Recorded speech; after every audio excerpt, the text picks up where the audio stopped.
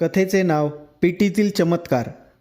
एकदा अक्कलकोटमध्ये एक गरीब सुतार राहत होता. तो दिवसभर काम करून फक्त पोट भरेल इतकेच पैसे कमवत होता.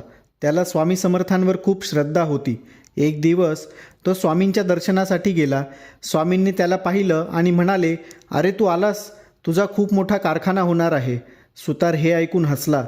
त्याला वाटलं, मी दिवसातून फक्त 2 रुपये कमवतो, कारखाना कसा होईल? स्वामींनी त्याच्याकडे एक जुनी लाकडी पेटी दिली आणि म्हणाले, "ही पेटी घेऊन जा आणि यातच जे काही तुला मिळेल ते ठेव."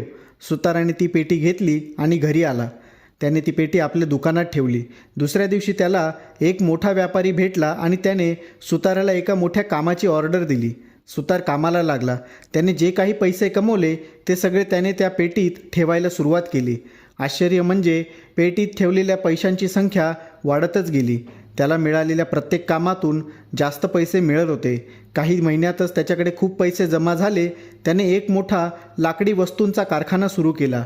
हळूहळू त्याचा व्यवसाय वाढला आणि तो अक्कलकोटमधील सर्वात श्रीमंत व्यापाऱ्यांपैकी एक बनला. हे स्वामी समर्थांच्या आशीर्वादानेच शक्य झाले. कथेचा संदेश. या कथेमधून आपल्याला हे शिकायला मिळते की जर आपण श्रद्धा आणि विश्वास ठेवला तर स्वामी समर्थ आपल्याला प्रत्येक क्षेत्रात मदत करतात. ते फक्त आध्यात्मिकच नाही तर आपल्या संसारिक गरजा पूर्ण करण्यासाठीही मार्गदर्शन करतात.